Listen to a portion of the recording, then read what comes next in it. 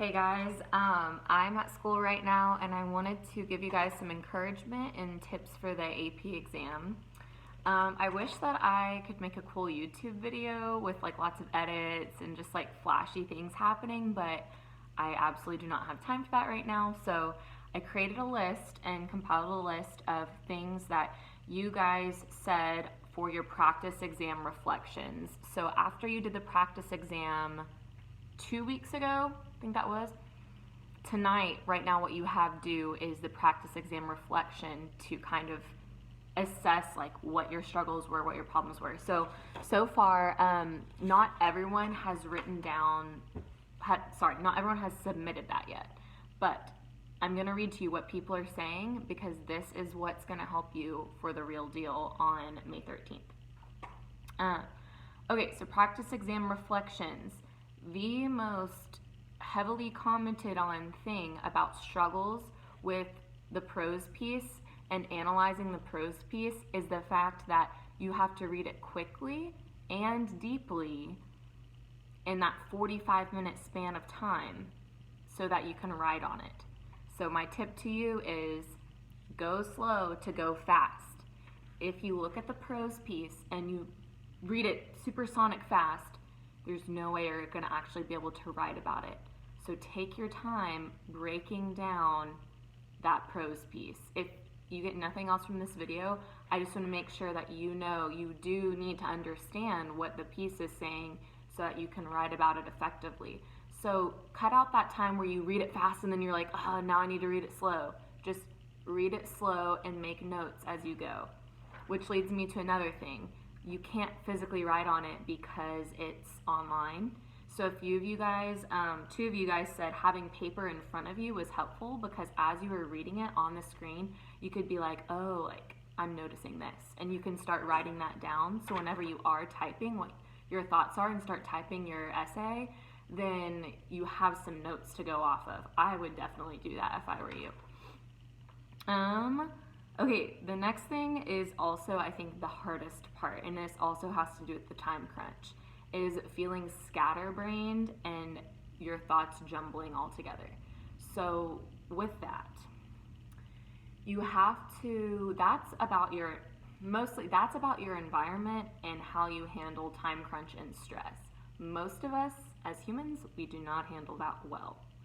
So before you begin, you need to realize that 45 minutes is like a fairly long time. It's going to feel like it goes by really fast, but you need to understand when you have a little excerpt this big in front of you and then you're writing your thoughts on it, 45 minutes is just what you need, okay? Of course, there's going to be things you wish you could go back and fix. Just like with this video I'm making. I'm trying to do this in one shot, but it's hard. Because I'm feeling the pressure of time right now too with all of the coronavirus stuff going on. I have a lot to do. But this is important. Feeling scatterbrained and your thoughts jumbling together, that has to do with planning and removing that clock ticking next to you. You need to treat this like you have 45 minutes to write the best freaking essay and analyze the heck out of something, okay? That's your only focus. So if you tap into that focus mode, you will have plenty of time. Yes, it might not be as perfect as you want it, and that is okay, because that is what the AP test is about. They want to see what you can do in 45 minutes. It's not about what you can't do. It's about what you can do in 45 minutes. So keep that in mind. Just release that stress as you're typing and as you're writing. Remind yourself, okay, I have 20 minutes. 20 minutes is a good amount of time. You know, I have 10 minutes. 10 minutes is still a good amount of time just to get some things in there. So don't let the time hinder you from doing your best work, okay? I know that is hard, but don't stress with the time. Okay, you have to take time breaking down the passage, prose excerpt, yes. Go slow to go fast. That's the mantra. Read it slow so you can crank out that essay. You break it down ahead of time so that your writing can fly by, okay? Strengthening vocab. Sorry, these are all like, it's like a random list. Okay, so something someone said was that they feel like if they had the quick vocabulary to give them the right word they need at that time, like if you're in your practice exam when you're describing Estrella's character and you're thinking that, oh, okay, like she seemed angry at first, like Estrella seemed kind of angry. You need to think like a thesaurus. Angry is not a very good word. What's a better word?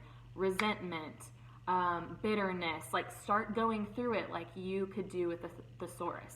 Okay, so you have to be quick at that. Okay, so if you need to practice that, give your parents or a sibling a word like happy, sad, bitter, all these different feeling words, and then have them say it, and then you can rattle off as many words you know that are connected as possible. So like, for example, let's say the word happy. You're trying to explain that by the end, Estrella is now happy. Well, not exactly. You got to think of a better word than happy, right? So let's say you do this practice with your family. And like my mom draws out, let's say I do this with my parents. She draws out the word happy out of a hat. And she says the word is happy. I would sit there and I would say gleeful, joyful, cheerful, joyous, exuberant, content, and see how much you can do that so that you can practice being like a human thesaurus. I think that's really important. Okay, because that's big for your essay. You want to make sure you get just the right word to describe the character. Okay, the next thing, setting up a good environment for writing. Okay, this is big too, because as you guys are at home, it means that there's going to be distractions. Okay, I'm not talking about your phone, whatever. Okay, I'm talking about getting sleep, eating food, having coffee, limiting distractions. Make sure whenever you are taking a practice exam or that you are, sorry, there's someone in the hallway and they're distracting me. Oh gosh. Okay, so make sure that you are setting up your environment for success.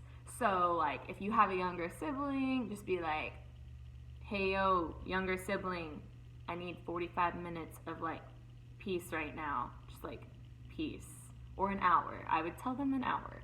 Say you need an hour just to be in your room, be near your computer, be somewhere where you have space.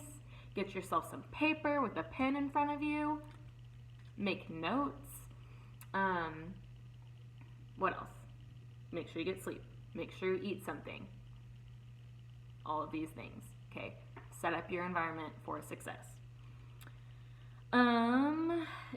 So that includes, like, sorry, this is something a few people said. That includes having paper in front of you so that you can take notes while reading the content online. Okay, 2 more things. Smaller things, I guess you could say, that people brought up. Someone said that quoting, like using quotes from the excerpt, like from Under the Feet of Jesus, like the practice exam that you guys did, that quoting the parts you want to explain is helpful. Yes, it is, because not only is it pointing out the exact part that you want to talk about, but it is quoting evidence. And as you guys know, the more clear you are with your evidence, the more convincing your writing is altogether. You can be a really talented writer, but if you don't have evidence for this, it kind of goes to waste. Because part of this is you're proving something, okay? English is not like math. Math, there's numbers, and you add them together, and it gives you an answer. With English, there's lots of answers. It's about how you prove it. Okay, I hope that makes sense. So let's say, for example, there could be 2 essays about Estrella's character. The lights just went off. Okay, there could be 2 essays, separate essays that are very different, making claims about Estrella's character. If both of them make valid points and they pull proper evidence that makes sense, that's good. Estrella, think of this. Estrella, the character, she's a human being. She is not a mathematical equation where you can only prove that she is one way or the other. So, sorry guys, this is fading. Oh well. Okay, I'm gonna leave it because I'm almost done and this is already 10 minutes long. So, okay. The last thing that you guys said was practice typing, okay, and being calm. I think this is the biggest takeaway, being calm, okay? First of all, if you guys are not good at typing and just like really just typing is not your jam, I would practice a little bit because it is a skill that you need for this online exam. And it's a skill you need like in general in life. So yeah, maybe practice typing a little bit if you struggle with that. Also though, I think the biggest thing to drive home here though is making sure you take a deep breath. You are looking at the clock. You do not have to ignore the clock, but you are looking at it and you're using it as a way to remind you like, okay, like this is 45 minutes. This is not 10 minutes. If this exam was 10 minutes, you would be freaking out. This exam is 45 minutes and you have one task, and that is to read something, analyze the character. This is a human being, even though it's fictional, this is a human being. You get to talk about this person, okay? So you're going to be writing about this person to the best of your ability, pulling evidence, and then you're going to submit it. And after, it's going to be okay. I hope this was helpful. Sorry if it was kind of jumbled for you. I did not organize my thoughts before talking about this. I just made a list. I went through this list. I will give this to you guys. And of course, I will be sure to give you guys more tips as it gets closer. But yeah, just do the best you can. Practice. You have all the tools you need online to practice. And I can share those with some of y'all. So anyways, I love you guys. I miss y'all. And again, I hope this video wasn't too like stressful or rushed for you. I'm just trying to give you all the information you need quickly so that you can do what you need to do the few weeks leading up to the exam. All right. Bye, guys. Have a great day.